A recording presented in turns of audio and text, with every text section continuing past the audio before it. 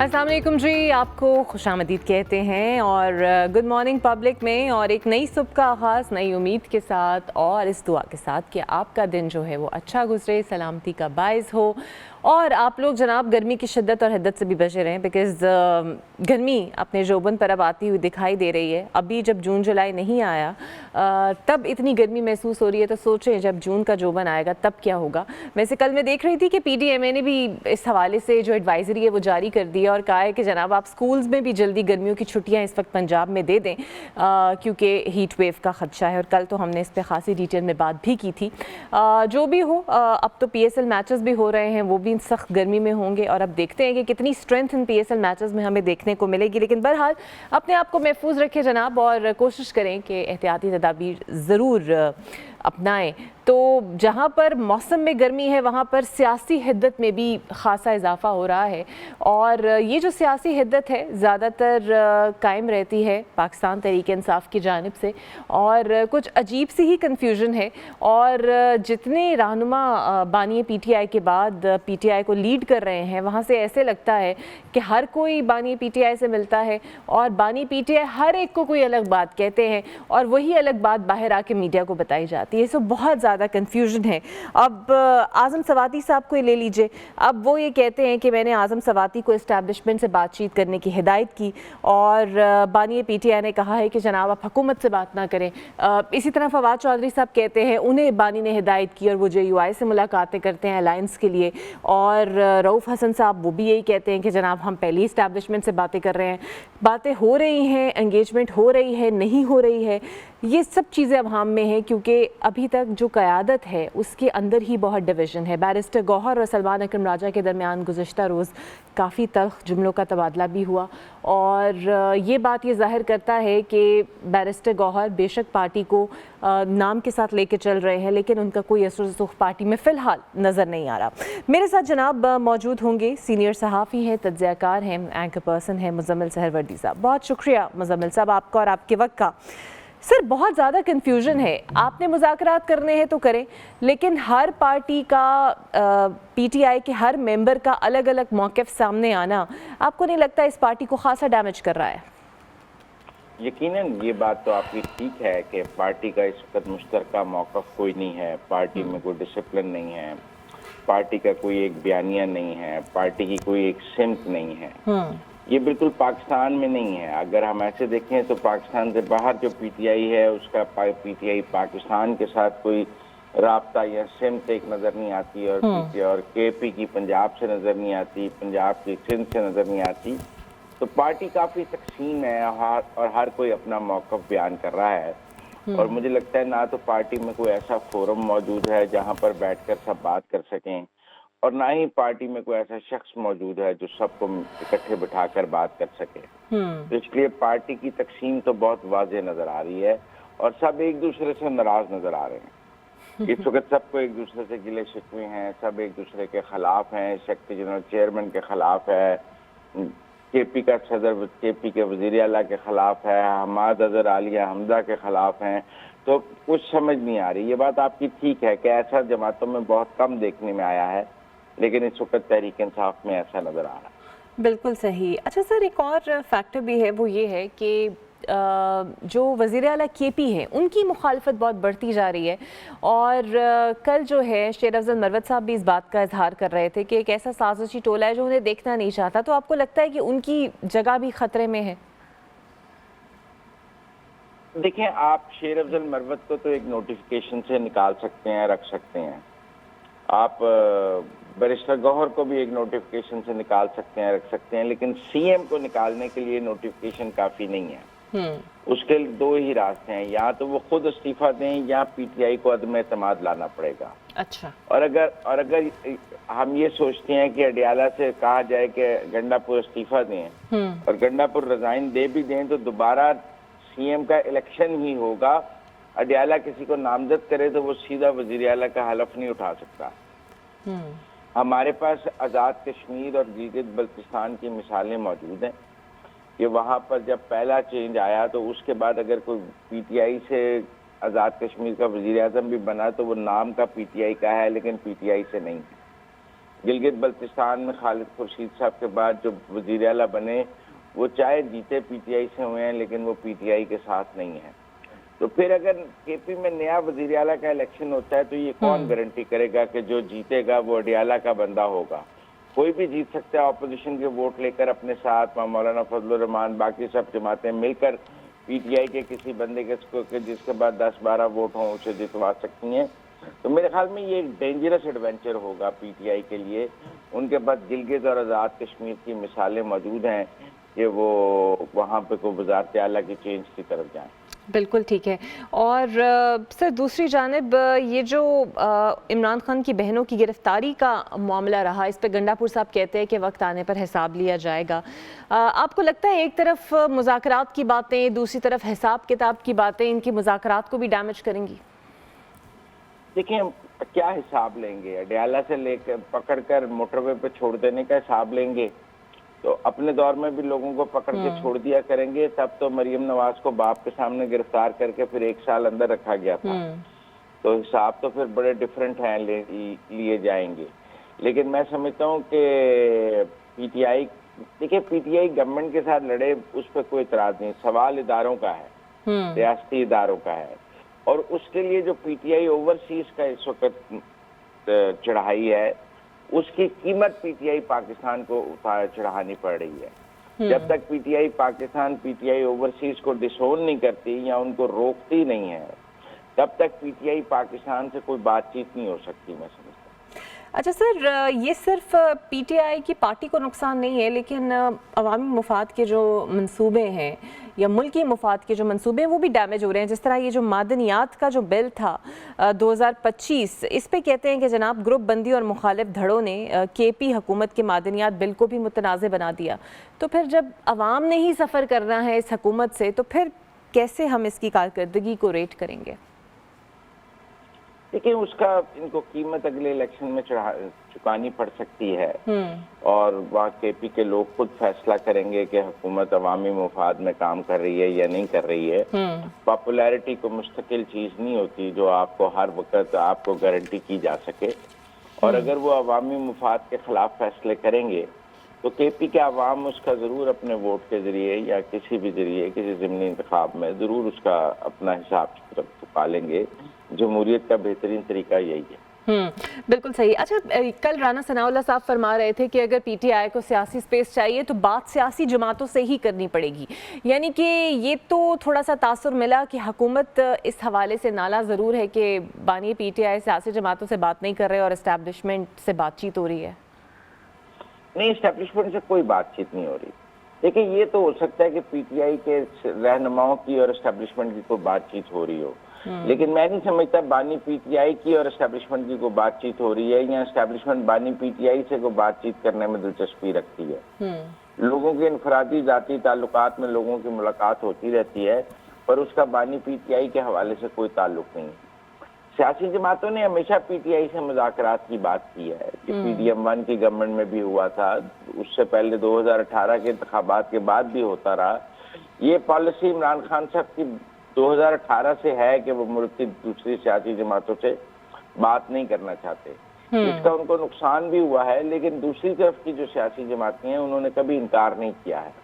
हाँ, gun point पर मुज़ाकरात नहीं हो सकते कि अगर आप 10 दिन में ये काम नहीं करेंगे तो फिर हमारे आपके मुज़ाकरात खत्म है, तो फिर कोई भी दूसरा फरीक जो है वो 10 दिन में वो काम करने के लिए तैयार नहीं होता।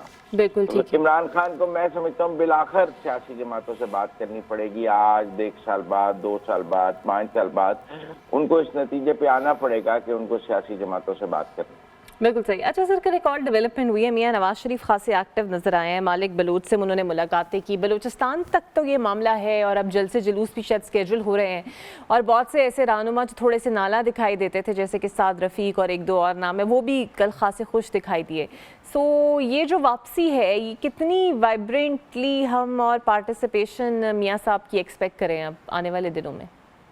देखिए आप एक बात समझें कि उनकी 1 साल पहले मरकज और पंजाब में उनकी जमात की हुकूमतें कायम हुई, उनकी बेटी वजीर आला बनी और उनका भाई वजीर आज़म बना। टेक्निकली उन्हें 1 साल 2 साल अपनी हुकूमतों को काम करने का मौका देना चाहिए था। उनकी अपनी हुकूमतें थी, वो अपनी हुकूमतों को ही तो डिस्टेबलाइज नहीं कर सकते थे। और दूसरी बात यह है कि मुल्क में सियासी दर्जा हरारत बढ़ाया जाए, ये तहरीक इंसाफ की पॉलिसी थी, मुस्लिम लीग नून की तो नहीं थी। मुस्लिम लीग नून तो मुल्क में सियासी दर्जा हरारत कम रखना चाहेगी क्योंकि उसकी हुकूमतें हैं और उसको काम करने का मौका चाहिए। मेरे ख्याल में अब साल एक के बाद हुकूमतों की कारकर्दगी की कोई शक्ल निकल आई है और कोई बात करने के लिए मवाद मौजूद है, कोई बिजली सस्ती हो गई है, कोई अस्पताल देखे जा रहे हैं, कोई सफाई का है, तो नवाज शरीफ के पास बात करने के लिए, कारकर्दगी बताने के लिए मवाद मौजूद होगा। लेकिन मैं समझता हूँ अभी भी उन्हें ये हल्का हल्का चलते चलते साल डेढ़ का और मौका देना पड़ेगा।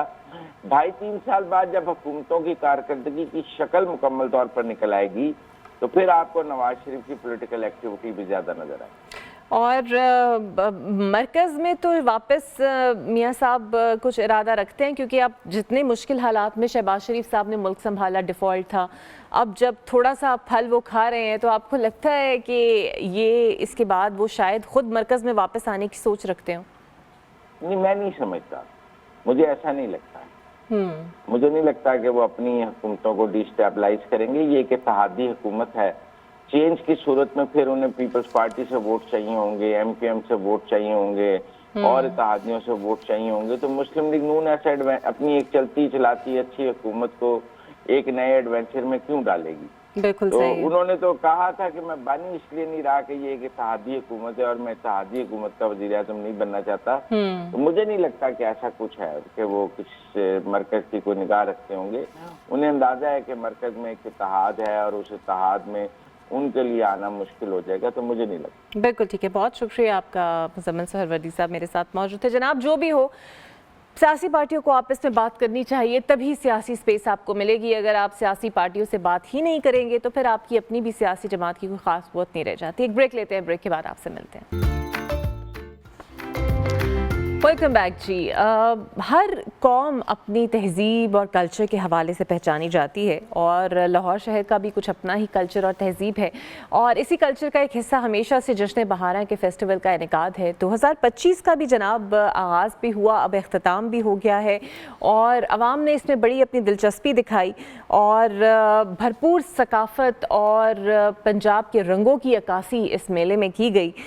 वर्कशॉप्स थी, दास्तान गोई के सेशंस थे। शायकीन ने कितना इससे एंजॉय किया, कितना वो महसूस हुए, ये हमें बता रहे हैं हसन खालिद। आइए देखते हैं। मॉर्निंग पब्लिक न्यूज़, मैं हूं हसन खालिद। नाजरीन, मौसम बहार है जैसा कि आप जानते हैं, और लाहौर हमेशा से मौसम बहार के हवाले से मरकज़ निगाह रहा है। फरहत बख्श हवाएँ हर जानिब मौसम में तबीयत और ताज़गी पैदा कर रही हैं और इसके साथ साथ शहर लाहौर के अंदर जश्न बहारा के हवाले से मुख्तलिफ़ तकारीब भी सजाई जाती हैं जो कि नाजरीन के लिए बिलाशुबा देखने के काबिल होती हैं। और आज भी हम एक आपको ऐसी तकरीब दिखाएंगे जहां पर मौसम बहारा के हवाले से मुख्तलिफ़ रंग बिखरे पड़े हैं, मुख्तलिफ़ सकाफ़ती रंग और मुख्तलिफ़ खूबसूरत पर मबनी जो रंग हैं वो यहाँ पर खिले हुए हैं। और यहाँ इन रंगों को देखने के लिए, इस मौसम बहार के ताज़गी को महसूस करने के लिए शहरियों की एक बड़ी तादाद भी आ रही है। उनसे भी बात करेंगे और जानेंगे कि उनको इस हवाले से कैसा लग रहा है। वर्ल्ड सिटी के ज़ेरे एहतमाम मौसम बहारा जश्न बहारा का एहतमाम किया गया है दिल्ली गेट के अंदर, और यहाँ पर मुख्तलिफ़ तकारीब सजाई गई हैं जिसमें तस्वीरी नुमाइश भी है, फूलों की नुमाइश भी यहाँ सजाई गई है। इसके अलावा शाही गुज़रगाह पर एक खसूसी तौर पर परेड का भी इनेकाद किया जा रहा है। गली सूरजन सिंह को इंतहाई खूबसूरती के साथ सजाया गया और हर तरफ बहार के रंगों की कह लें कि खुशबू महक रही है और हर तरफ ऐसे लग रहा है जैसे जश्न बहार का जो एक अपना एक चाम होता है वो महसूस किया जा सकता है यहाँ पर। और ये 3 रोज़ा जश्न बहारा फेस्टिवल है जिसमें मुख्तलिफ़ इवेंट्स का इनेकाद किया गया है। ये इवेंट्स क्या होंगे, लोगों से बात भी करेंगे कि उनको कैसा महसूस हो रहा है इस मेले में आकर। आइए मेरे साथ रहिए, हम आगे आपको दिखाते हैं कि कौन कौन सी यहाँ पर नुमाइश लगी है और किस तरह से लोग अपने ख्यालात का इजहार कर रहे हैं। नाज़रीन, मैं इस वक्त मौजूद हूँ मस्जिद वज़ीर खान के अहाते में और यहाँ पर इंतहाई खूबसूरत जो है वो एक एग्ज़िबिशन का जो है वो मुनाकिद की गई है जिसमें फूलों की नुमाइश है और यहाँ पर तस्वीरी नुमाइश का भी इनेकाद किया गया है। लाहौरी सकाफ़त पर मबनी यहाँ पर तमाम रंग आपको देखने को मिलेंगे। और अगर मेरा कैमरामैन आपको दिखा सके तो मेरे बिल्कुल पस मंज़र में इंतहाई खूबसूरती के साथ बहार के मौसम की नवीद लिए ये फूल खिले हुए हैं, जो कि अपनी महक से ये बता रहे हैं कि मौसम बहारा है। और लाहौर चूँकि हमेशा से फूलों के हवाले से भी मरकज़ निगाह रहा है। मुख्तलिफ़ तरह के रंग बिरंगे ये फूल हैं जो कि वेलकम करते हैं आपको जैसे ही आप इस नुमाइश में एंटर होते हैं। और दूसरी जानिब यहाँ पर पंजाब की सकाफ़त को जो है वो लिए उसको रिप्रेजेंट कर रहे हैं। यहाँ पर कुछ पंजाबी लोग हैं जिन्होंने बाकायदा पंजाबी लिबास ज़ेब तन किया हुआ है और वो इस वक्त पंजाब की सकाफ़त को यहाँ पर भरपूर अंदाज से जो है वो दिखा भी रहे हैं और मौसम बहारा के इस मेले को सेलिब्रेट भी कर रहे हैं। इनसे भी हम बात करेंगे, लेकिन उससे पहले मैं आपको मस्जिद वज़ीर खान के अहाते में दूसरी जानिब लिए चलता हूँ, जहाँ पर आप तस्वीरी नुमाइश देख सकेंगे। मुकामी दस्तकारियों की जानिब से जो यहाँ पर खूबसूरत काम किया गया है उसकी नुमाइश भी यहाँ पर लगाई गई है, जिसे देखने के लिए शहरियों की एक बड़ी तादाद जो है वो यहाँ पर मौजूद है। और इस बहार के मौसम के रंगों में रंगी इस शाम को वो खूबसूरत मना रहे हैं। मेरा कैमरामैन आपको मेरे पस मंज़र भी दिखा सकेगा कि यहाँ पर जो है वो तस्वीरी नुमाइश भी है, दस्तकारी भी हो रही है। इसके अलावा मुख्तलिफ़ जो हमारी सकाफ़त में मबनी ड्रेसेस हैं वो भी नुमाइश के लिए रखे गए हैं।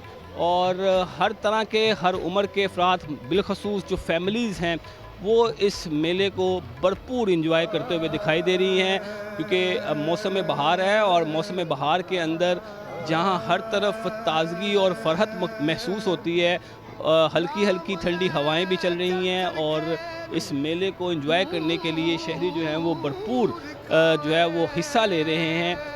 चूड़ियों का स्टॉल्स भी लगा हुआ है। इसके अलावा यहाँ पर मुख्तलिफ़ दीगर वो स्टॉल्स भी मौजूद हैं जिसमें ज्वेलरी और दीगर सकाफ़ती अशिया रखी गई हैं और जो कि इस मेले को चार चांद लगा रही हैं।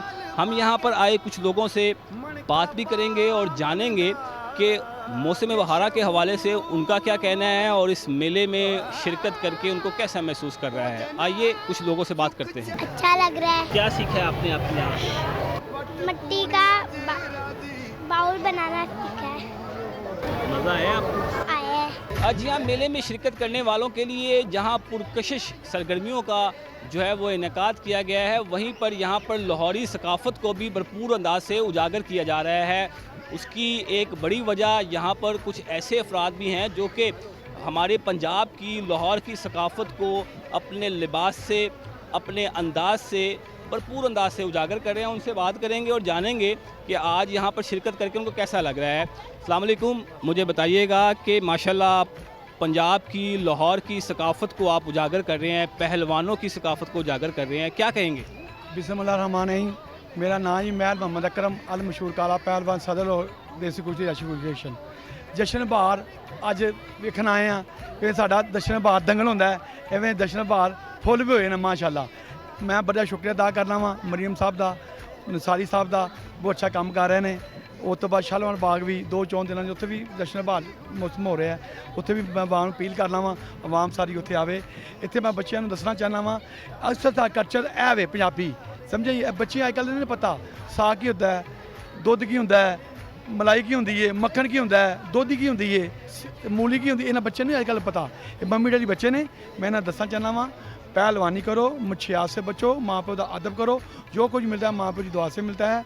गुटका सुपारी व्हील ना चुको, नमाज पढ़ो, पढ़ाई करो, तो माँ प्यो का अदब करो। सर, लाहौर हमेशा से मरकज़ निगाह रहा है जश्न बहारा के हवाले से, तो माशाल्लाह पहलवानों की ये सरजमीन है पंजाब की। आप क्या पैगाम देंगे और क्या कहेंगे जश्न बहारा के हवाले? माशाल्लाह जी, बिस्मिल्लाहिर्रहमानिर्रहीम। माशाल्लाह देख लवो कि असी दिल्ली दरवाजे अंदर वड़े हाँ तो माशाल्लाह कामना निशारी साहब ने दुल्हन की तरह माशाल्लाह गली मुहल्ले पूरा अंदरून शहर जिहड़ा है दुल्हन की तरह सजिया है। जश्न बहार है हर बंदे दे बंदी दे साड़ियाँ भैणां दे भरावां दे शक्लां ते माशाल्लाह खुशहाली है और असी बड़े खुश हाँ। माशाल्लाह सारी अवाम इत्थे इकट्ठी हुई है। वज़ीर खान मस्जिद दिल्ली दरा तो लैके इत्थों तक मेला बहारा माशाल्लाह लगा है। अल्लाह ने सलामत रखे। मैडम मरियम जो करते पे ने बहुत अच्छा करते पे ने। लशारी साहब जिंदाबाद, मियाँ साहब जिंदाबाद। शुक्रिया। ये हैं लोगों के जज्बात। कुछ खवातीन से भी बात करेंगे, मेरे साथ रहिए। हम खवातीन से बात करते हैं और जानते हैं कि उनका इस वाले से क्या कहना है। मैम अस्सलाम वालेकुम, कैसी हैं आप? ठीक हैं। मुझे बताइएगा कि लाहौर हमेशा से मौसम बहारा के हवाले से एक मरकज़ निगाह रहा है। यहाँ पर आप आई हुई हैं, कैसा महसूस कर रही हैं? मुझसे मत ही पूछिए, मुझे बहुत तकलीफ़ हो रही है, मुझे बहुत दुख हो रहा है। मैंने ये अंदरून शहर पहले भी देखा हुआ है, जो रेस्टोरेशंस हुई हैं वो तो आप भी जानते हैं, मुझे भी पता है कि किस तरह से हुई हैं।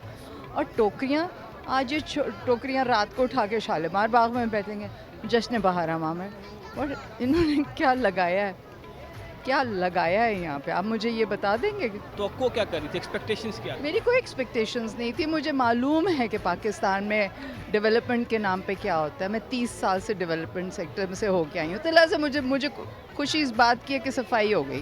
के अहाते में मौजूद हूँ, जहाँ इस वक्त अगर कहा जाए कि मीना बाज़ार की रौनकें हैं तो ये गलत ना होगा, क्योंकि यहाँ हर तरफ अपने अपने अंदाज से मौसम बहार के रंग जो हैं वो बिखरे हुए हैं।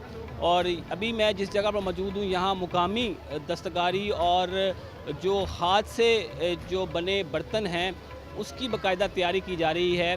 उनसे भी बात करेंगे। वो एक जो खतून हैं कि वो किस तरह से इस मेले को देखती हैं और यहाँ पर जो जिस फ़न का वो मुजाहिरा कर रही हैं उसके बारे में उनसे जानेंगे। अस्सलाम वालेकुम मैम, मुझे बताइएगा कि जश्न बहारा है, हर तरफ रंग फैले हुए हैं, बिखरे हुए हैं और लाहौर हमेशा से मरकज़ निगाह भी रहा है। आप मिट्टी से बने बर्तन तैयार कर रही हैं, इसके बारे में थोड़ा बताइएगा और कब से आप ये काम सीख रही हैं और कर रही हैं? मुझे 3 इयर्स हो गए। मेरी डिग्री है सिरेमिक्स में। मैं PhD से हूँ और हम एज अ डिग्री प्रोफेशन में इसे लेके जाते हैं। इस पे ज़्यादातर बर्तन वगैरह इस तरह की चीज़ें बनती हैं व्हील के ऊपर। वैसे हैंड बिल्डिंग से हम कुछ भी बना सकते हैं। यहाँ पर खवातीन को बाकायदा सिखाया भी जा रहा है कि वो किस तरह से सेरेमिक्स का काम कर सकते हैं, हाथ से मिट्टी के बर्तन बना सकते हैं। मैम अस्सलाम वालेकुम, कैसा लग रहा है आपको? बहुत मज़ा आ रहा है। फर्स्ट एक्सपीरियंस एकदम बहुत अच्छा है। मुश्किल काम है? मुश्किल नहीं है, मैं तो पहली दफ़ा ये मिट्टी देखी है, लेकिन बहुत अच्छा लगा है। इसका मतलब मैं सीख सकती हूँ। टेक्निकल काम है लेकिन मुश्किल नहीं है। और मैं समझती हूँ कि जिनको कुछ नहीं आता उनको ये चीज़ें टेक्निकल सीखनी चाहिए, क्योंकि हमारे मुआशरे में बड़े बच्चे ऐसे हैं जो अनपढ़ हैं, कुछ नहीं करते, उनको ऐसी लाइन में आना चाहिए। मुझे यहाँ बहुत अच्छा लग रहा है। यहाँ पे ऑलरेडी हमने काफ़ी वर्कशॉप्स की हुई हैं वज़ीर ख़ान पे ही आके, और काफ़ी हमने इनको लोगों को सिखाया है, लोकल को सिखाया है, और बहुत से फॉरेनर्स वगैरह आए हैं, उनको भी हमने काफ़ी व्हील थ्रोइंग ही सिखाई है। यहाँ आके बहुत अच्छा लग रहा है और बच्चे बहुत ज़्यादा इंजॉय कर रहे हैं इधर आके, और हमें भी बहुत अच्छा लगा इनको बच्चों को यहाँ लेकर आए हैं। सबसे पहले जो मतलब कि हमारे मुल्क में जिस तरह के माहौल चल रहे हैं उसमें इस तरह के फेस्टिवल बड़ा एक खुश आइन चीज़ होती है कि लोगों को एक कोई एंटरटेनमेंट का मौका मिलता है। मेला बहारा लाहौर के तारीखी विरसों और मेलों की गुमशुदा सकाफ़त को ज़िंदा करने का नाम है और साथ ही साथ शहरियों को तफरीह फराहम करने का भी एक अहम ज़रिया है। मेला बहारा से मुझे हसन खालिद को इजाज़त दीजिए, फिर कभी आपको इस तरह के इवेंट में मिलेंगे और उससे मुतल्लिक आपको मज़ीद डिटेल में बताएंगे। वेलकम बैक जी। तो खेलों के हवाले से बात करते हैं। आप जानते हैं कि PSL का मेला सजने वाला है, तकरीबन एक आध रोज़ ही रह गया है और बहुत से इंटरनेशनल खिलाड़ी पाकिस्तान पहुंच चुके हैं, प्रैक्टिस सेशंस भी शुरू हो चुके हैं, यहाँ तक कि ट्रैफिक भी बंद होना शुरू हो गई है। ये भी एक बहुत ज़्यादा अहम एलिमेंट होता है कि जब भी मैचेस जहाँ जहाँ जिस शहर में होते हैं प्रोटोकॉल्स लग जाते हैं और कुछ देर के लिए ट्रैफिक बंद हो जाती है। बहरहाल जनाब, ICC women's world cup qualifier में 2025 के पहले मैच में पाकिस्तान ने आयरलैंड को भी 38 रन से हरा दिया। ये वुमेन्स क्रिकेट वर्ल्ड का क्वालिफायर का पहला मैच था। So indeed a very good performance by the Pakistan women cricket team. और तो ये दो बड़े इवेंट्स, एक तो women world cup qualifier rounds और दूसरा PSL का मेला, जो कि 11 अप्रैल से 18 मई तक जो है वो खेला जाएगा। और देखते हैं कौन सी टीम इस बार जो है वो बहुत ही बेहतर तरीके से परफॉर्म करेगी। मेरे साथ मौजूद होंगे स्पोर्ट्स एनालिस्ट सैयद मोहम्मद अवैस साहब। बहुत शुक्रिया अवैस साहब आपके वक्त का। तो सबसे पहले तो वुमेन क्रिकेट टीम के हवाले से बात कर लें, कैसी कारकर्दगी आप देखते हैं? वैसे तो आयरलैंड को 38 रन से इन्होंने शिकस्त दे दी है। देखिए पाकिस्तान वुमेन्स टीम के लिए स्पेशली आपको पता है एक बड़ा ज़बरदस्त एक टूर्नामेंट है, क्योंकि आप बहुत अरसे के बाद वापस क्वालिफायर्स के अंदर आप एंटर हो रहे हैं। और पाकिस्तान ने, अगर आप पूरे प्रैक्टिस मैचेस की बात करें तो पाकिस्तान ने वेस्ट इंडीज़ को भी शिकस्त दी थी। अनफॉर्चुनेटली वो जो पाकिस्तान ए का मैच था बांग्लादेश के खिलाफ, वो थोड़ा सा एक आपके हक में नहीं गया था, लेकिन पाकिस्तान ने अच्छी परफॉर्मेंसेस दिखाई हैं। ओपनर आपके लिए इसलिए इंपॉर्टेंट होता है क्योंकि आप एक स्टार्ट बड़ा अच्छा लेना चाहते हो। कल फातिमा सना की कप्तानी की बात करें, जरूर एक मिसिंग फैक्टर आपको नजर आता है वो निदा डार के, क्योंकि वो सीनियर प्लेयर हैं, वो जो एक्सपीरियंस कैरी करती हैं। लेकिन जिस तरीके से कल सिद्रा अमीन की बात करें, आलिया रियाज की बात करें, उन्होंने जो फिनिश किया इनिंग्स को, फिर उसके बाद डियाना बेग क्योंकि बहुत आपको कम नजर आती हैं ओडीआई क्रिकेट के अंदर, ज्यादा वो T20, फिर उनका आपको पता है इंजरी का भी प्रोन पीरियड नजर आता रहा। लेकिन जिस तरीके से उन्होंने कल 4 खिलाड़ियों को आउट किया, लग रहा था अल्लाह करे कि 5 खिलाड़ियों को आउट करें, लेकिन उनकी परफॉर्मेंस बड़ी अच्छी रही है। लेकिन एक छोटी सी चीज, जब आप अब बात करते हो लाहौर कदाफी स्टेडियम विकेट की, कल भी मैं इस चीज को देख रहा था कि मेंस वर्ल्ड कप के अंदर ये ज्यादा आपने देखा कि हाई स्कोरिंग गेम्स यहाँ पर हुए, थोड़ा सा बेटर था, बॉल जो उनसे अच्छा बैट पे आ रहा था। लेकिन कल की मैच की बात करें तो स्लो विकेट आपको नजर आई है। तो कहीं ना कहीं जब आप मेंस क्रिकेट पे काम करते हो तो शायद आपको वुमेन्स क्रिकेट के ऊपर वैसे ही अपना काम करना पड़ता है। लेकिन अच्छी बात है पाकिस्तान की, लेकिन इस अगर पूरे टूर्नामेंट की बात करें, सिर्फ 2 टीम्स ने प्रोग्रेस करना आगे वर्ल्ड कप के लिए, तो ये आसान नहीं होगा। आपने वेस्ट इंडीज को जरूर शिकस्त दी है, लेकिन वेस्ट इंडीज एक बड़ी क्वालिटी साइड है। बांग्लादेश आपको पता है अब बहुत कम टाइम के अंदर जो उनके पास बैकअप एक फैक्ट्री प्लेयर्स जो उनसे आए हैं वो बड़े तगड़े हैं, जो कि टफ टाइम दे सकते हैं। तो बड़ा इंपॉर्टेंट होगा कि पाकिस्तान की वुमेन्स टीम उस मैचेस को कैसे लेके आगे चलती है। वेरएस पाकिस्तान ने बड़ी अच्छी परफॉर्मेंस दिखाई है, पहली जीत पाकिस्तान वुमेन्स के लिए मैं कहता हूँ एक ज़रूर अच्छा एक स्पार्क इस टूर्नामेंट के लिए। बिल्कुल जी, इसमें तो कोई शक नहीं है। पीएसएल की बात कर लेते हैं। अब पीएसएल का मेला भी सजने वाला है, तैयारियां भरपूर तरीके से पूरी कर ली गई हैं, कमेंटेटर्स का ऐलान हो चुका है। कौन सी टीम में बहुत ज़्यादा पोटेंशियल आप देख रहे हैं इस बार? देखिए पाकिस्तान सुपर लीग 10वां एडिशन है। मुझे आज भी याद है कि जब पहला एडिशन स्टार्ट हुआ था बहुत सी एक क्वेश्चन मार्क्स थे, हम भी बात करते थे, बहुत से लोग बात करते थे कि पता नहीं यार आगे प्रोग्रेस करेगी नहीं करेगी। आपको याद हो पूरा का पूरा टूर्नामेंट यूएई के अंदर होता था। आज आप कोशिश की गई इसको आइसोलेट करने की, बहुत से मामला आपको पता है इसके खिलाफ जो उनसे आप कह सकते हैं ऑपोजिट लीग्स भी स्टार्ट की गई थी, लेजेंड्स लीग वगैरह, ताकि इसको डिस्टर्ब करें। लेकिन ये फ्रूट है, 10वां एडिशन स्टार्ट हो चुका है। मुझे पता है लोग इस वक्त ऑब्वियसली वो एक जेन में चल रहा है, पाकिस्तान टीम की जो परफॉर्मेंस रही थी तो पाकिस्तान सुपर लीग स्टार्ट हो गई है, क्या हम उस चीज़ को भूल जाएंगे? लेकिन लीग है, यहाँ पर फ्रेंचाइजेज आपस में ऑब्वियसली डिफेंड करेंगी टाइटल के लिए, इस्लामाबाद यूनाइटेड। लेकिन जब आप पूरी लीग स्ट्रक्चर की बात करते हैं तो अच्छी बात है कि 10 साल के बाद आप इसके जो उनसे वापस रिवाइव जो मॉडल है उसका पूरा वो देखेंगे। आप 2 या 3 टीमें ऐड ऑन करें, क्योंकि जितनी जितनी आप टीम्स ऐड ऑन करेंगे आपका पूल ऑफ क्रिकेट बढ़ता जाएगा। लेकिन आप इस टूर्नामेंट की अगर बात करें तो जरूर थोड़ी सी देखिए जहाँ पॉजिटिविटी है वहां पर कुछ मैं कहता हूँ आज भी फ्रेंचाइजेस को काम करने की जरूरत है। स्पेशली जब आप बात करते हो इस्लामाबाद यूनाइटेड की, अगर आप बात करें आपका होम ग्राउंड इस वक्त इस्लामाबाद है, पिंडी स्टेडियम आपके पास है। लेकिन जब आप फैन एंगेजमेंट प्रोग्राम की बात करते हैं वो एक फैक्टर है जहाँ पर आज भी मैं कहता हूँ कि फ्रेंचाइजेस खास करके थोड़ा सा दूर हैं। लाहौर कलंदर एक बड़ा ज़बरदस्त काम करती है कि पूरा साल कोई ना कोई मेला लगा रहता है, आप अपने डेवलपमेंट प्रोग्राम्स में भी काम करते हैं, क्योंकि जब एक फ्रेंचाइज का स्ट्रक्चर बनाया जाता है तो हमेशा उस फ्रेंचाइज के स्ट्रक्चर में आप कर लें कि वो की प्लेयर्स होते हैं खास करके जो कि फैन फॉलोइंग आप कह सकते हो कि उन प्लेयर्स को तो रखा जाता है। देखा जाता है कि 2 या 3 जो अपना सीरीज हुई हैं या लीग्स हुई हैं उसके अंदर उसका इस वक्त एक फॉर्म कैसी लगी है तो आप उसको टीम में लेके आते हो। लेकिन कुछ फ्रेंचाइजेज होती हैं जो कि खास करके जो आप कप्तान की बात कर लें या जो आप चेयरमैन जो फ्रेंचाइज का एक मालिक होता है या खास करके कोच होता है, जब इन सब चीज़ों को बना लेता है वो फिर एक चीज़ पे बैठते हैं कि यार हमने अपनी नेशनल टीम को भी क्या इसमें से एसेट निकाल के देना है जिसमें हमने काम किया है, चाहे वो बॉलिंग की बात में हो चाहे बैटिंग की बात में हो। फिर आप देखते हो कि पाकिस्तान टीम कहाँ पर स्ट्रगल करी, कहाँ हम एक प्लेयर निकाल सकते हैं जो कि पाकिस्तान टीम को हम दे सकते हैं उस क्वेश्चन को पूरा करने के लिए। कुछ हद तक फ्रेंचाइजेस ने जरूर किया, लेकिन आज भी मैं कहता हूँ कि उस पर काम करने की हमें जरूरत है। आप पीएसएल है, बड़ा मेला है, लोग आते हैं देखने के लिए, टीम के लिए अपना ऑब्वियसली सपोर्ट भी होती है, लेकिन मैंने कहा ना एक अपनायत भी होती है। क्वेटा ग्लैडिएटर्स पे आप बात करें, ज्यादातर जो शौकीन क्रिकेट क्वेटा के हैं या जो फैंस हैं वो एक ही बात करते हैं कि यार टीम हमारी है, हम नहीं चाहते कि वहां पर आके बेशक वो मैचेस के लिए, लेकिन मैंने कहा ना फैन एंगेजमेंट प्रोग्राम बड़ा इंपॉर्टेंट होता है कि आप टीम के जो फैंस हैं उनको किस तरीके से आप लेके चलते हो। बाकी ऑल द बेस्ट टीम्स को। कराची किंग्स इस दफा अल्लाह करे धाड़े, जो लोग कहते हैं ना धाड़ेगा पता नहीं कब धाड़ेगा, लेकिन इस दफा धाड़ना चाहिए जितनी उनका स्ट्रॉन्ग एक स्क्वाड आपको नजर आता है। लेकिन ऑन द पेपर इस वक्त है, जब वो ऑब्वियसली प्लेइंग 11 अनाउंस होगी तो पता लगेगा कि स्क्वाड किस तरीके से परफॉर्म करता है। लेकिन अच्छी बात है कि 10वां एडिशन है, पिंडी को सबसे ज्यादा मैचेस मिले, हमारे लिए खुशी की बात है क्योंकि कराची को मैचेस कराची को इस दफ़ा मैचेस नहीं मिले, आपको लगता है कि ये थोड़ा सा शायकीन वहाँ पर मायूस हुए हैं कि कराची को मैचेस इतने नहीं दिए गए इस दफ़ा? देखिए शायकीन मायूस, अपना आपको पता है शायकीन ने हमें मायूस किया था।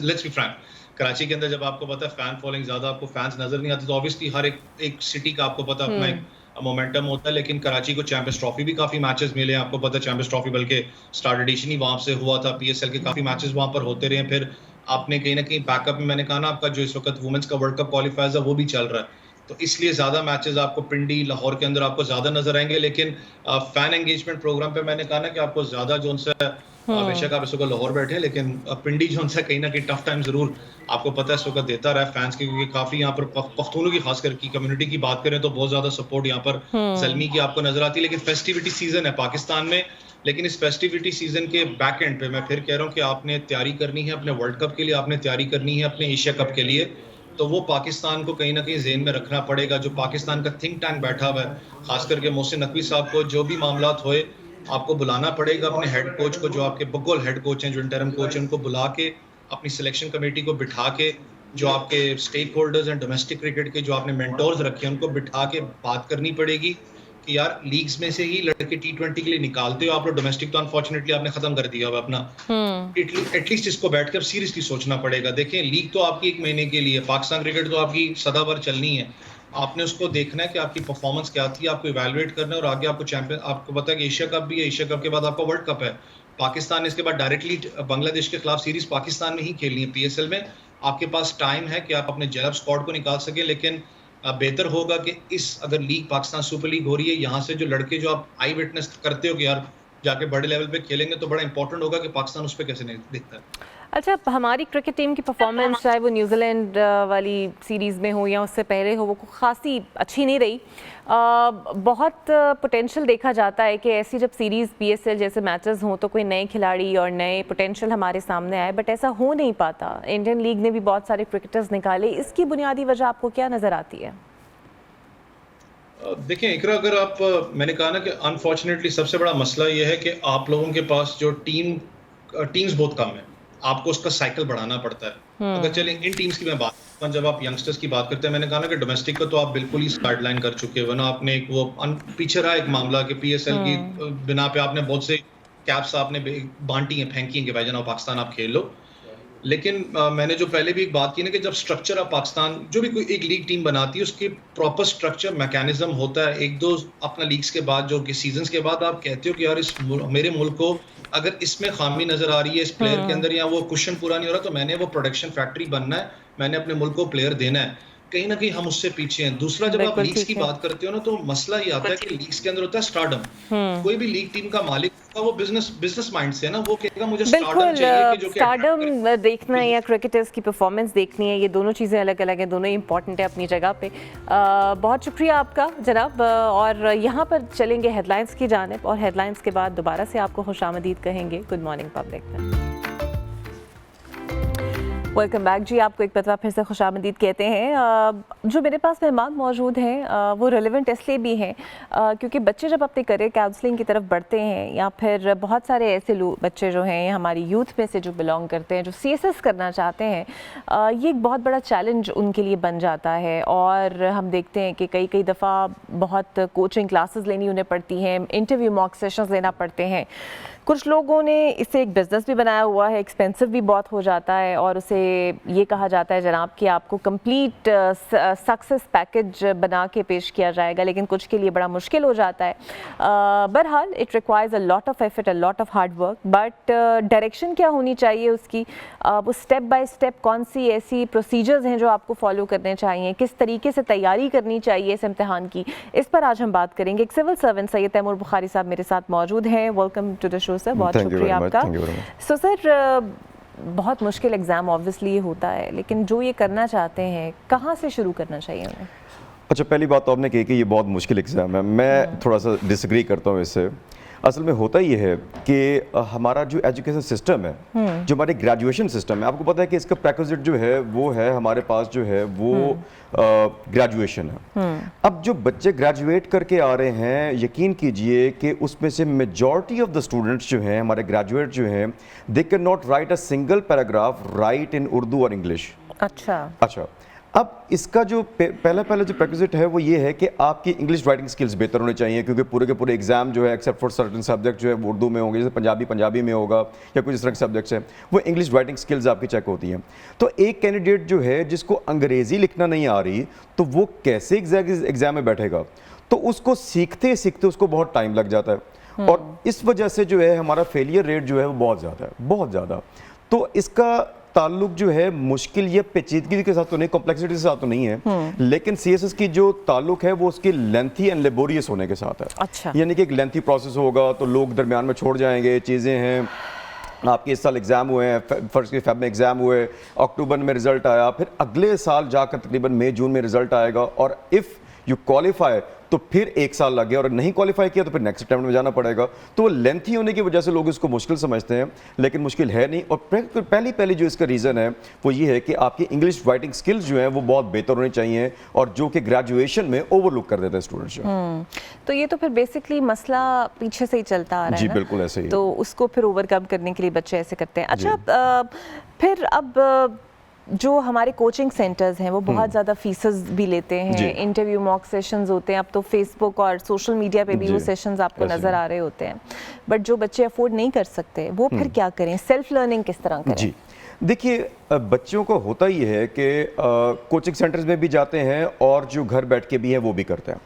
अब आपने खुद कहा कि हमारे पास YouTube भी है, डिजिटल प्लेटफॉर्म्स हैं, वहाँ पर सोशल मीडिया के ऊपर इतनी ज़्यादा वीडियोस पड़ी हुई हैं मेंटोर्स की, टीचर्स की, इवन एकेडमी के टीचर्स की, कि उन्होंने इनको तरीकाकार बताया हुआ है कि इसका जो रोड मैप है वो कैसे है, आगे तैयारी कैसे करनी है, हर सब्जेक्ट की, कंपल्सरी की अलग से, ऑप्शनल की अलग से, आप वहाँ से हेल्प ले सकते हैं। अगर आप इंग्लिश सीखना चाहते हैं, आपके पास सिलेबस है, आप डाउनलोड कीजिए, FPSC का सिलेबस डाउनलोड कीजिए और देखिए कि उसमें उसके कंटेंट्स क्या हैं। उस कंटेंट को मुख्तलिफ किताबों से, किताबें भी रिकमेंड की हुई हैं FPSC ने, वहाँ से बैठ के तैयारी कीजिए। मेरे पास जो स्टूडेंट्स आते हैं वो ऑलरेडी उसमें जो डिवाइड है वो ये है कि कुछ लोग घर में बैठ के किया, कहीं नहीं गए, ना कोई एकेडमी, ना कोई मेंटोर, सिर्फ वीडियोस देखकर उन्होंने तैयारी कर ली घर बैठ के। कुछ आए जो है ना जिन्होंने एकेडमीज में की, कुछ ने इंडिविजुअल मेंटोर्स के पास चले गए।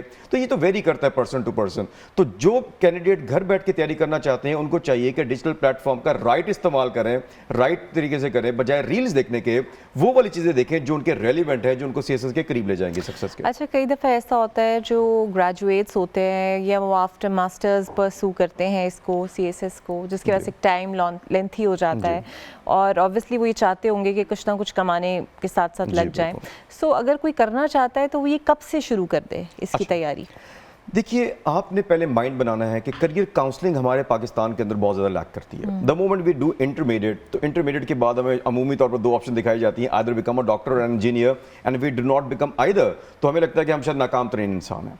अच्छा, वहाँ से स्टार्ट होता है कि जब इंटरमीडिएट की आप ग्रेजुएशन में गए तो ग्रेजुएशन के बाद का विजन जो है आपके माइंड में होना चाहिए। मैं आज अगर टीचर अपने आप को देखूं और मैं यूनिवर्सिटी में पढ़ाता हूं तो वहाँ पर ऐसे स्टूडेंट से पूछता हूं कि तुम ये इस यूनिवर्सिटी में क्यों आए, आप जो है ना इस यूनिवर्सिटी में इस स्पेसिफिक कोर्स में क्यों आए, उनको आइडिया ही नहीं क्यों। तो जो कैंडिडेट सिविल सर्विस ज्वाइन करना चाहते हैं उनको इंटरमीडिएट के बाद ही माइंड बना लेना चाहिए कि मैं फर्दर सिविल सर्विस को ज्वाइन करूंगा या करूंगी, और उसके मुताबिक उसकी तैयारी करनी चाहिए। और तैयारी के लिए फिर वही बात जो मैंने पहले कही, अपनी इंग्लिश राइटिंग स्किल्स पे काम कीजिए।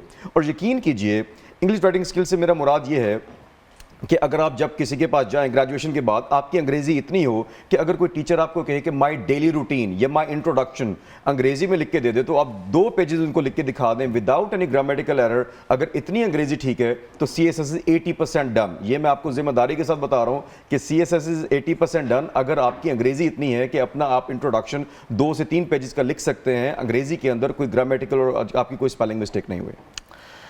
चलिए, लिख तो ले बंदा। अब सवाल यहाँ पे ये है कि कई ऐसे बच्चे हैं देहात और अजला से, इवन सरकारी स्कूलों से भी होते हैं, उनके स्पोकन इंग्लिश उतनी बेहतर नहीं होती, और उन्हें उस पर काम करने के लिए स्पेशल कोचिंग क्लासेस उसकी भी होती हैं। और ऑब्वियसली अगर आपको इंटरव्यू में परफॉर्म करना है so you have to be very firm in the speaking skills also. फिर वो क्या करें? अच्छा, इसके लिए हम थोड़ा स्ट्रक्चर समझने की कोशिश करते हैं। देखिए, हमारे पास 1200 नंबर का जो CSS है वो है रिटन एग्जाम, हमारा तहरीरी इम्तिहान जो है, ठीक है, जो हमारे उसमें बोलने का कोई ताल्लुक नहीं है, और इंटरव्यू के सिर्फ 300 मार्क्स हैं। हमारा जो पैनलिस्ट बैठे होते हैं वो इंटरव्यू को जब ले रहे होते हैं तो वो गेज करते हैं स्टूडेंट को कि वो किस बैकग्राउंड से आ रहा है। अगर उसकी कम्युनिकेशन स्किल्स उतनी बेहतर नहीं है और फिर भी वो आंसर देने की कोशिश कर रहा है या बेहतर दे रहा है, उतना बेहतर नहीं दे रहा कि जितना एक फॉरेन ग्रेजुएट देगा, तो उसको नंबर उसकी स्किल्स के मुताबिक दिए जाएंगे, ज्यादती नहीं की जाएगी। कि क्योंकि पैनलिस्ट जो है वो 3-4 हैं, वो सिविल सर्वेंट्स हैं, वो भी उसी बैकग्राउंड से आए हैं, तो दे नो इट, तो उसका मार्जिन ही बहुत कम रखा गया। 300 नंबर रखे गए और 1200 नंबर जो है वो रखे गए आपके इंग्लिश जो आपके रिटन एग्जाम है। तो अगर आप 700+ मार्क्स ले लेते हैं रिटन एग्जाम के अंदर, तो इंटरव्यू में अगर बैडली परफॉर्म भी करें, बियर मिनिमम में पास करें, तो you will land in top groups. और अब तो जो सोशल मीडिया पे जो कह रहे हैं कि जो जिस तरह आप सिविल सर्वेंट हैं या जो लोग इस फेज से गुजर चुके हैं वो इंटरव्यू काउंसलिंग करते हैं, तो उन्हें फॉलो करना चाहिए, बिकॉज वैसे तो हर एक का अपना जॉनरा होगा, हर एक की अपनी डोमेन और बैकग्राउंड होगा। जी बिल्कुल ऐसे ही है। देखिए, इंटरव्यू के अंदर एक चीज़ मैटर करती है, वो कॉन्फिडेंस। बीइंग एन एंकर, आपको पता है कि जब आप एंकरिंग में आते हैं, आपके पास कोई नया बच्चा है, बच्ची आएगी, आप उसको बताएंगे कि ऊंचा बोलें, कैसे करें, पिस्ट कैसे करें चीज़ें। इंटरव्यू के अंदर हमें लगता है कि शायद हमारा नॉलेज चेक हो रहा है। इंटरव्यू के अंदर नॉलेज नहीं है। The moment we enter into the room, हमारी personality speaks volumes of our के calibre, the way we sit, जब हम बैठते हैं वहाँ पे, और जब हम बोलने स्टार्ट करते हैं, अगर मैं कोई बात बहुत ही सही बात जो है लेस कॉन्फिडेंस के साथ, लो टोन के साथ करूँगा, तो ऐसे लगेगा कि जैसे मैं जो है कॉन्फिडेंट नहीं हूँ और मुझे इस बात में I am not sure about it. और अगर कोई ऐसी बात जो कि ठीक नहीं है मैं कॉन्फिडेंस के साथ करूँगा, तो वो क्या हो जाएगी, सच लगना साबित हो जाएगी। तो हमारी जो प्रैक्टिस है इंटरव्यू के लिए वो है कि हमारी पर्सनैलिटी के इंटरनली जो है ना, हमें अंदर से अपने आप को कॉन्फिडेंट करना है, बजाय इसके कि हम इंग्लिश स्पीकिंग स्किल्स पे काम करें, अपने कॉन्फिडेंस पे काम करें, अपने फेशियल एक्सप्रेशन पे काम करें, अपनी बॉडी लैंग्वेज पे काम करें, तो वो चीज़ें ज़्यादा बेहतर होती हैं। आप भी इस तरह की इंटरव्यू स्किल्स और इंटरव्यू मॉक सेशंस लेते हैं? जी, मैं आई डू। और कितने सेशंस रिक्वायर होते हैं to build up your confidence? Because एक तो ये तरीका है ना, शीशे के सामने खड़े हुए और बात करना शुरू करते हैं। How many times? देखिए, it varies from person to person, पहली बात तो ये है। लेकिन 5 से 10 सेशंस के अंदर कि अगर आप बैठे हैं और अगर आप जो है वो कैंडिडेट को ट्रेन कर रहे हैं, और वो ट्रेनर जो है, ट्रेनी जो है वो ट्रेन होना चाहता है और वो जो है अपने साथ स्ट्रगल कर रहा है, तो 5 से 10 सेशन में आपको जो है डिफरेंस नज़र आना शुरू हो जाता है। और अगर कोई घर बैठ के करना चाहता है, वो ये करे कि अपनी पहले वीडियो रिकॉर्ड करे, अपने आप इंट्रोडक्शन करे, अपने आप को इंट्रोड्यूस करे, और फिर उसकी 10 वीडियोस बनाए। पहली वीडियो में डिफरेंस देखे, 10वीं वीडियो में डिफरेंस देखे, तो उसको डिफरेंस नज़र आएगा। तो इस तरीके से मैं भी ऐसे कराता हूँ कि मेरे पास जो कैंडिडेट आया, पहली में उसको ट्रेन किया, फिर दूसरे में किया, आहिस्ता आहिस्ता करके 10वीं पे जो है आपको डिफरेंस नज़र आना शुरू हो जाता है। लेकिन कुछ को इससे भी ज़्यादा चाहिए होते हैं, कुछ को कम चाहिए होते हैं। एवरेज जो है 5 से 10 इंटरव्यूज़ में आप बेहतर फील करना शुरू करते हैं। अच्छा, स्ट्रक्चर की अगर बात करें, जिस तरह अभी आप इंग्लिश की बात कर रहे थे, तो बीइंग अ पाकिस्तानी हम अक्सर कहते हैं ना कि जनाब अपनी ज़बान पर आप गौर करें। जापान, चाइनीज़, जितने भी कौमें हैं वो अपनी ज़बान को तरवीज देती हैं और ज़बान की वजह से ही तरक्की करती हैं। सो इतना फोकस इंग्लिश के ऊपर कि इंग्लिश आएगी तो you can clear the exam, वरना आप नहीं कर सकते। इस स्ट्रक्चर पे कभी बात हुई है या इस स्ट्रक्चर को चेंज करने पे कभी बात हुई है? जी, आजकल वैसे हो रही है। मैं आपको एक बड़ा इंटरेस्टिंग वाक़या सुनाता हूँ, अपना एक पर्सनल एक्सपीरियंस। मैं एक यूनिवर्सिटी में पढ़ाने गया, तो वहाँ पर जो है ना बच्चों ने यही कहा कि हम तो उर्दू पढ़ेंगे, नेशनलिज्म, पेट्रियाटिज्म, सारी बातें करना शुरू कर दी, अंग्रेज़ी नहीं पढ़ेंगे, तो आप हमारा अंग्रेज़ी में इम्तिहान क्यों लेते हैं? मैंने कहा चलें आप उर्दू में एग्ज़ाम दे दें। और वुड यू बिलीव तमाम क्लास विदाउट फेल, यानी कि एक बच्चा भी ऐसा नहीं था जिसने सही उर्दू लिखी हुई हो।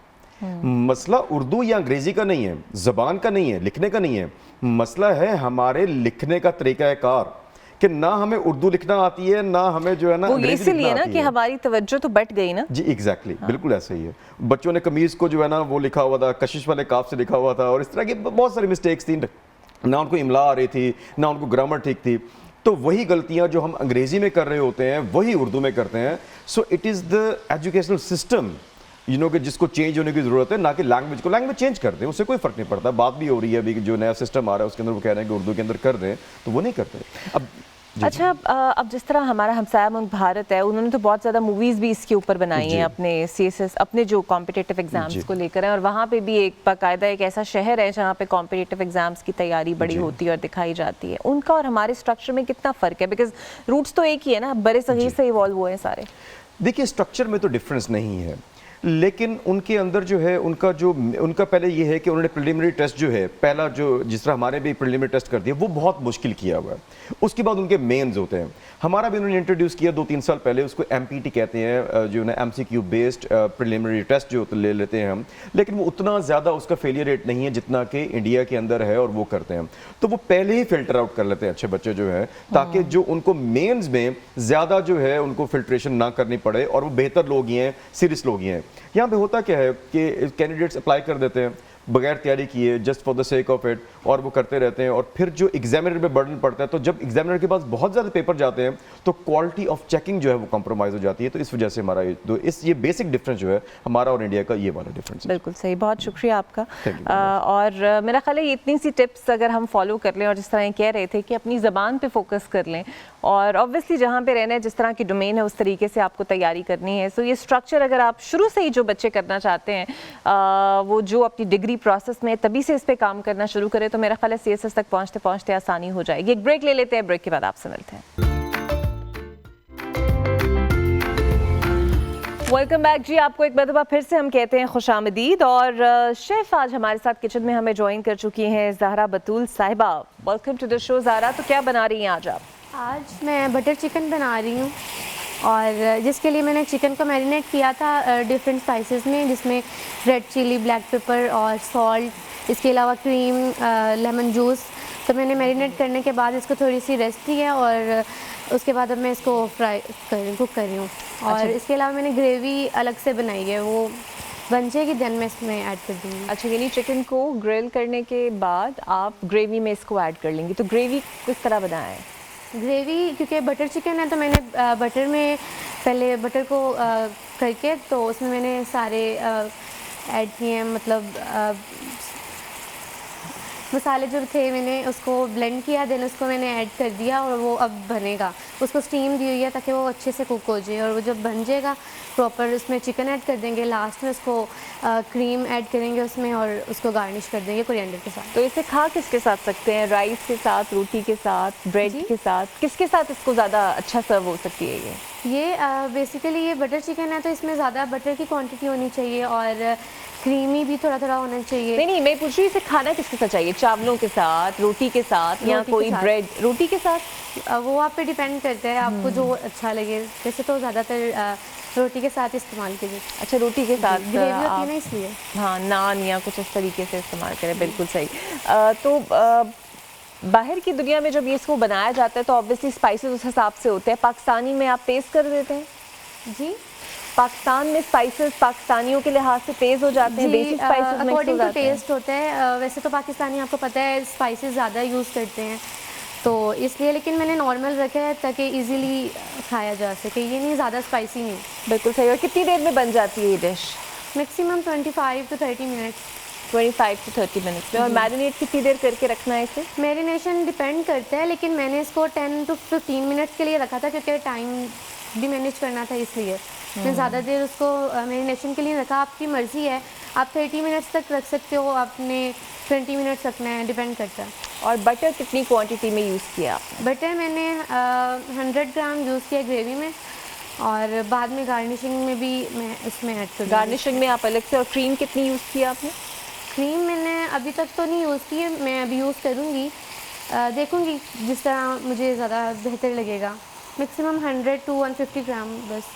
बिल्कुल सही। और आप कब से खाना बना रही हैं? कब से शेफ़ का कोर्स किया हुआ है आपने? मैंने बेसिकली शेफ़ का कोर्स सीखा था कॉटन से, और मुझे अभी 2 इयर्स नहीं हुए। अभी 2 इयर्स नहीं हुए? बिल्कुल ठीक है। चलिए जनाब, आप इसको बनाइए। बल्कि ये धुआं जो आ रहा है मुझे अब गले में भी लगना शुरू हो गया, इसका मतलब है चिकन ने गलना शुरू कर दिया है। अच्छा जनाब, जब तक ये बनाती हैं, आपको मैं बताऊं कि राहत फ़तेह अली ख़ान साहब, जो कि ऑब्वियसली पाकिस्तान का सासा हैं और उनकी रूट्स चलती हुई आ रही हैं, नुसरत फ़तेह अली ख़ान साहब से, जो एक लेजेंडरी कव्वाल थे, एक सिंगर है, पूरी दुनिया में माने जाते हैं। मैनचेस्टर के अंदर राहत फ़तेह अली ख़ान साहब ने एक कॉन्सर्ट किया और उनके बेटे शाहजमान उनके साथ मौजूद थे, और बहुत नुसरत फ़तेह अली ख़ान साहब की एक मशहूर कवाली उन्होंने गाई, और जब वो गाई तो लोगों ने रिलेट करना शुरू कर दिया उन्हें नुसरत फ़तेह अली ख़ान से, क्योंकि ऐसा लग रहा था कि शायद नुसरत फ़तेह अली ख़ान की आवाज़ जो है वो शाहज़मान के गले से आना शुरू हो गई है और वही भारीपन और वही वोकल कॉर्ड और उसी तरह सुर का इस्तेमाल जिस तरह उन्होंने किया, शायकीन बाबा कर उठे। तो सबसे पहले तो आप भी देखिए और आप भी जज कीजिए कि वाकई नुसरत फ़तेह अली ख़ान से मुमासलत है इनकी या नहीं है।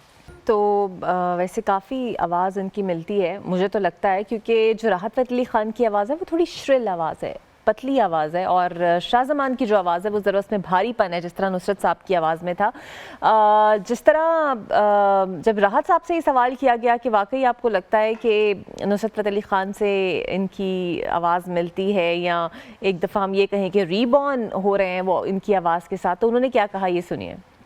Indeed a very proud moment for राहत साहब एज़ वेल कि शाहज़मान की इतनी तारीफ़ हो रही है और शाहज़मान ने पाकिस्तानी OSTs भी एक दो गाए हैं, वो भी बड़े शानदार गाए हैं। लेकिन जस्ट एक याद करते हैं नुसरत फ़तेह अली ख़ान साहब को और आप भी ज़रा जज करने की कोशिश करें कि कितनी आवाज़ दोनों की मिलती है।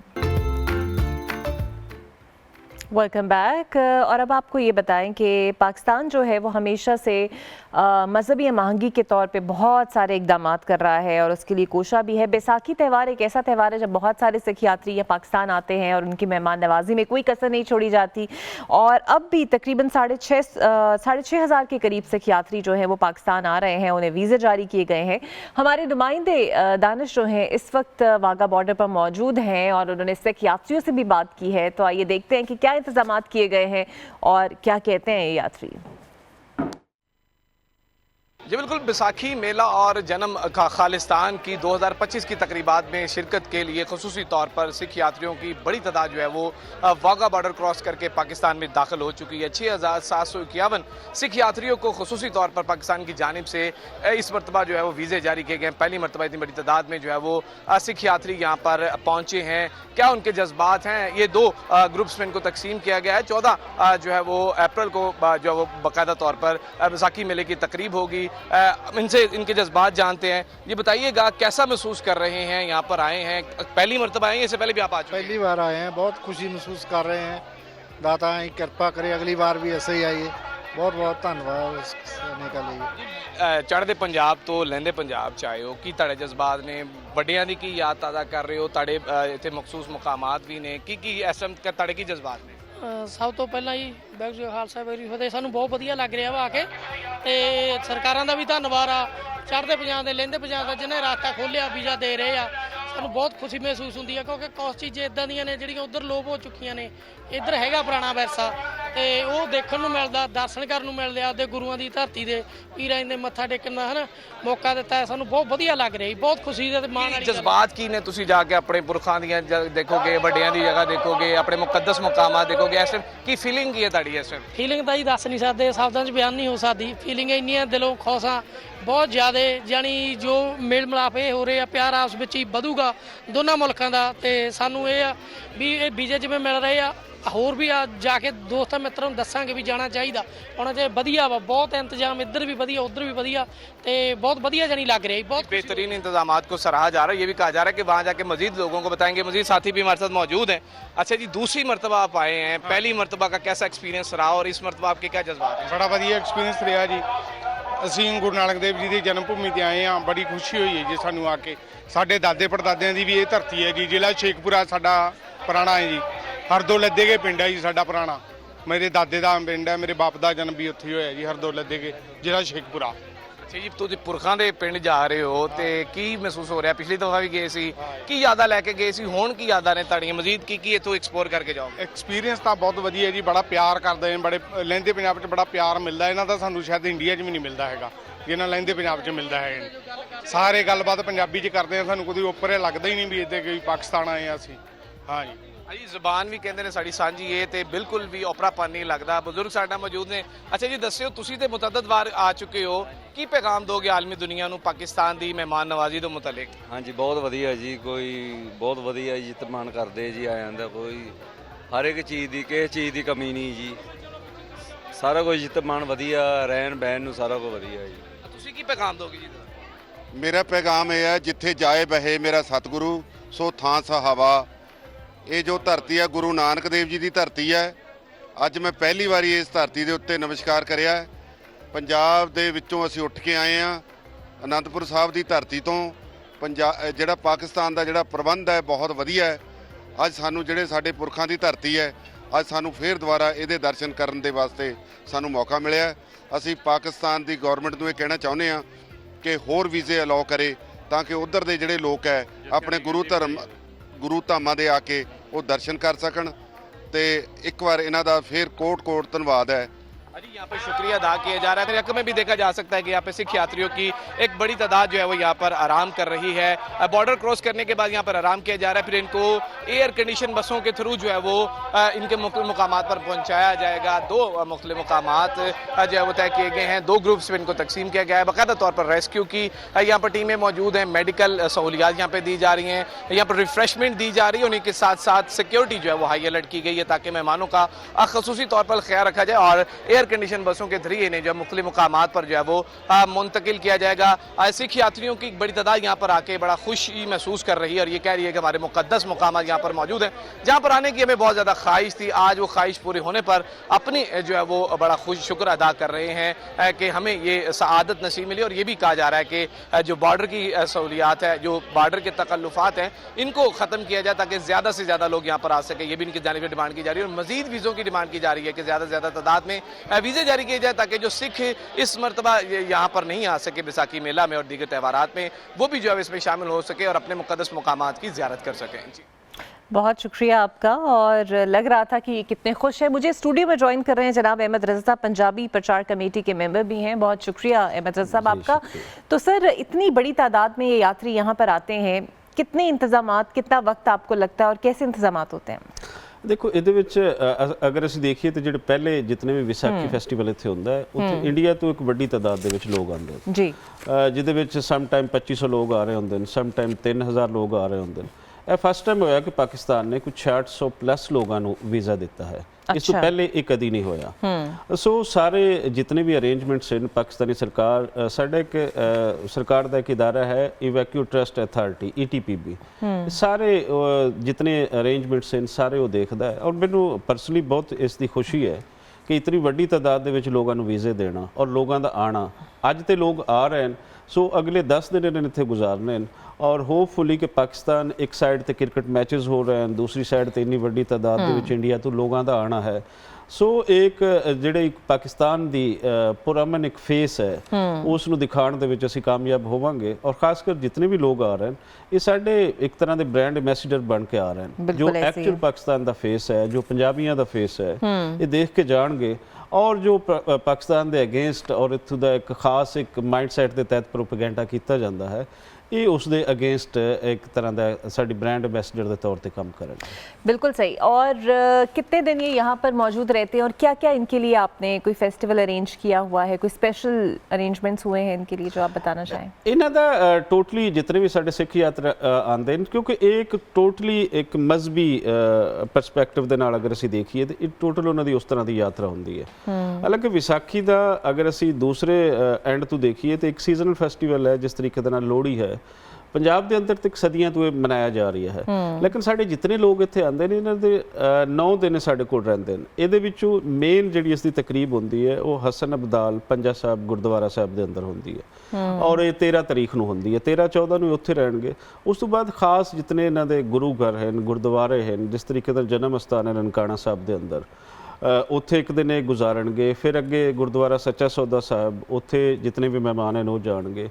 एक नाइट फिर एक करतारपुर गुजारनगे। एक दिन इन्हां दा शॉपिंग वास्ते हुंदा है उत्थे लाहौर के अंदर इन्हां सारिਆਂ ने शॉपिंग करनी है। सो भरपूर इन्हां दे रंगा रंगी हुंदी है और मजहबी फैसटिविटी के नाल नाल कल्चर फैसटिविटीज़ होंदियां और सूफी सिंगिंग होंदी है, बाकी कीर्तन होंदा है। सो 9 दिन बहुत इंजॉय करते पाकिस्तान के अंदर और पाकिस्तान के गीत गाते जाते हैं। सर, अब जिस तरह जश्न बहारा भी लाहौर में हो रहा था और फेस्टिवल्स भी हो रहे थे, तो इनके लिए जो फैसिलिटीज़ है, जिस तरह खाना पीना, इनकी रिहाइश, सिक्योरिटी, ये किस तरह आप इंतजाम करते हैं? सिक्योरिटी का तो पाकिस्तानी गवर्नमेंट खासकर जी डिस्ट्रिक्ट गवर्नमेंट होंगी है वो इसनूं सारा देख रही होंगी, फिर बाकी सिक्योरिटी इदारे भी देख रहे होंगे। बाकी खाण पीण का तो यह होंदा है कि तुसीं दुनिया के किसी भी गुरुद्वारे के अंदर जाओ तो गुरुद्वारे की ये फिलासफी है, गुरुद्वारे के 4 दरवाजे होंगे कि कोई भी आ सकता है। वो अंदर जरूरी नहीं कि कोई सिख ही सिर्फ जा सकते हैं, वो अंदर मुस्लिम जा सकते हैं, हिंदू जा सकते हैं, ईसाई जा सकते हैं, सारे उनके अंदर जा सकते हैं।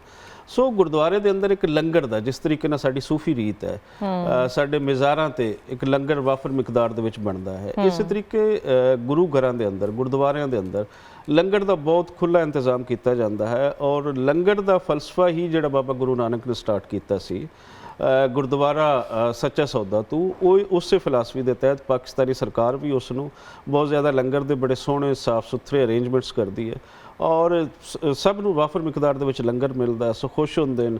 ਅਕਾਮੋਡੇਸ਼ਨ ਹਰ ਗੁਰਦੁਆਰੇ ਦੇ ਅੰਦਰ ਬਹੁਤ ਵੱਡੀ ਅਕਾਮੋਡੇਸ਼ਨ ਹੈ, ਕਾਫੀ ਰੂਮਸ ਹਨ ਜਿਹਦੇ ਵਿੱਚ 2-2 3-3 ਲੋਕਾਂ ਨੂੰ ਠਹਿਰਾਇਆ ਜਾਂਦਾ ਔਰ ਬਹੁਤ ਬਿਹਤਰ ਅਰੇਂਜਮੈਂਟਸ ਹੁੰਦੇ ਨੇ। ਇੱਕ ਐਂਡ ਤੇ ETP ਵੀ ਦੇਖ ਰਹੀ ਹੁੰਦਾ, ਦੂਸਰੀ ਸਾਈਡ ਤੇ ਸਿਕਿਉਰਿਟੀ इदारे ਇਹਨਾਂ ਸਾਰੀਆਂ ਚੀਜ਼ਾਂ ਨੂੰ देख रहे हैं। अच्छा, अब जिस तरह 6,500 हमने वीज़े दिए और ऑब्वियसली हमारे यहाँ पे भी लोग हैं जो जाना चाहते हैं, अजमेर शरीफ भी जाना चाहते हैं, लेकिन वीज़ाज़ की प्रॉब्लम होती है। तो जब हम इतना फैसिलिटेट करते हैं तो हमारे लोगों को भी फैसिलिटेशन करनी चाहिए, मिलती है? बहुत सोहना सवाल है तुहाडा। बिल्कुल यह सवाल साडे तो अक्सर होंदा है कि पाकिस्तान इतना चंगा कर रहा है, इत्थों दे पंजाबी जदों भी कोई आंदा है तो सीना खोल के उन्होंने मिलता है, बावां खोल के मिलता है, लेकिन उस साइड ते वीज़े नहीं लगते। सो उहदे ते मेरा कहना है कि तुसी अपने एंड तो तुसी चंगा करते जाओ, अच्छे इकदामत तुसी करते जाओ, दूसरे एंड तो भी एक दिन होएगा। देखो दुनिया देख रही है कि 7,000 के करीब वीज़े लगे इस बारी और 7,000 कहण नूं आसान है, 7,000 लोगों के अरेंजमेंट्स करना ये थोड़ा औखा है। सो पाकिस्तानी गवर्नमेंट ने एक बड़ा काम किया, असी अपने एंड तो पाकिस्तानी एंड तो पंजाबियों के एंड तो असी चंगा करते जावांगे, एक दिन इसका रिजल्ट सानू चंगे के तौर पर मिलांगे। अगर असी बुरा करांगे, असी वीज़े नहीं देंगे तो फिर तो सब कुछ बंद होकर रह जाना, फिर ना चढ़ते पंजाब के लोग लैंदे पंजाब आ जाएंगे, ना लैंदे पंजाब के जिवें हुण नहीं जा पा रहे। सो जदों लोगों ने आना है तो दुनिया देख रही है, सरकारां देख रही हैं, एक ना एक दिन रस्ते पाकिस्तानी एंड तो भी खुलणगे, लोग अजमेर शरीफ भी जाणगे, चढ़ते पंजाब जिन्हां दे वड्डे उत्थों आए माइग्रेट करके वो भी जाणगे। सो कल्चर फैसटिविटीज़ भी होणगियां, लैंगुएज का जिहड़ी सांझ है वो भी होर वधेगी। ये बहुत पॉजिटिव इसदी इंपैक्ट क्रिएट होएगा। सो अगर अज इंडिया नहीं कर रही है तो साल 2 बाद 3 साल बाद उसनूं करना ही पैना और वो करेगा। बिल्कुल सही। और यहाँ पे तो यात्री खुश भी बड़े होते हैं आके और कहते हैं कि बड़ा प्यार और मोहब्बत मिलता है। अच्छा, सिर्फ सिख यात्री नहीं बल्कि पंजाबी ज़बान के फ़रोग के लिए भी सिख बड़ी तादाद में यहाँ पर आते हैं, तो आप लोगों की कोशिश होती है कि ज़बान की तरवीज के लिए भी इसी प्रोग्राम के अंदर काम किया जाए? बिल्कुल होंदा है, क्योंकि दुनिया भर के पंजाबियों की मेन साइंस तो लैंगुएज ही है ना, लैंगुएज और कल्चर है। सो पंजाबी सिख कम्यूनिटी खास उन्होंने लैंगुएज के नाल अपने बहुत प्यार है, जिहड़ा कि साडे पाकिस्तानी पंजाब दे मुस्लिम पंजाबी इस चीज़ नूं थोड़ा पिछे हट गए। सो जदों लोग इत्थे आंदे पंजाबी च गलबात होंदी है, पंजाबी दे जिस तरीके नाल असीं पिछले दिनों ही दूसरी इंटरनेशनल पंजाबी कानफ्रेंस कराई, उस दे विच 100 तो वध लोग अमेरिका तो, कैनेडा तो, इंडिया तो, उहदे विच पंजाबी एक्टर भी आए। एक रंगा रंगी रही पंजाबी लैंगुएज का बोलबाला होया, पाकिस्तानी एक्टर उस दे विच आए, पाकिस्तानी सियासतदान आए, पाकिस्तान मिनिस्टर्स, मतलब सारे फील्ड्स के लोग उसके अंदर आए और वो सारी गलबात 3 दिन पंजाबी के अंदर हो रही सी। सो इन्हां लोगों का मिलना, इन्हां लोगों का आना, पंजाबी का बधाव भी है, पंजाबी का फरोग भी है और पंजाबी लैंगुएज के अंदर बहुत कुछ है। एक पुरअमन लैंगुएज है, सूफियां गुरुओं की लैंगुएज है। जदों असीं इसका फरोग करांगे तो इस खित्ते के अंदर जिहड़े एक बहुत शिद्दत पसंद नज़रियात हैं वो घटणगे, लोग अपने अमन वल वधणगे, उन्हां दी सोचां दे विच एक दूसरे दे नाल प्यार वधेगा। सो पंजाबी लैंगुएज का भी इन्हां दे आउण दे नाल साडे सिख वीरां दे नाल बहुत भला हुंदा है और इसका फरोग होंदा। बिल्कुल सही। तो जिस तरह यहाँ पर पंजाबी शायर आते हैं और पंजाबी पोइट्री के हवाले से काम होता है, तो कोई जॉइंट वेंचर्स और प्रोडक्शन के हवाले से भी आपने सोचा है? जी बिल्कुल होंदा रहिंदा है। जिस तरीके दे नाल हुण पंजाबी मूवीज़ बन रही हैं, चल मेरा पुत है, होर कई बन रही हैं, उहदे विच पाकिस्तानी एक्टर्स भी हैं, इंडियन एक्टर्स भी हैं, ये सारे लोग मिल के कर रहे हैं। कुछ पाइपलाइन के अंदर कुछ मूवीज़ अगे चल रही हैं जिहड़ी दोनों एंड तो है, लैंदे पंजाब तो भी उहदे अंदर एक्टर हैं, चढ़ते पंजाब तो हैं।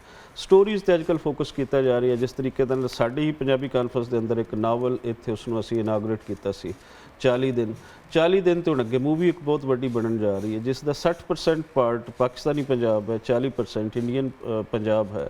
सो फ्यूचर दे विच जदों पोइट्री एक्सचेंज होंदी है, जदों तुहाडा दूसरा लिटरेचर, नावल, शार्ट स्टोरी ये एक्सचेंज होंदा है, तो फिर तुसी ये भुल जाते हो कि तुसी किहड़े कंट्री के अंदर बैठो। तुहानूं इंज लगता है कि यह तो मेरे अपनी ही कहानी है, यह तो मेरे अपने ही लोग। बिल्कुल, और लोग पसंद भी बड़ा करते हैं और मेरा ख्याल है होना भी चाहिए। नफ़रतें भुलाकर सिर्फ मोहब्बत और मेहमान नवाजी अगर पाकिस्तानी रखते हैं तो भारत को भी इसमें पहला कदम उठाना चाहिए। बहुत शुक्रिया अहमद साहब आपका। तो जनाब आज के प्रोग्राम से इतना ही, इंशाल्लाह फिर आपसे मुलाकात होगी, तब तक के लिए अल्लाह हाफ़िज़।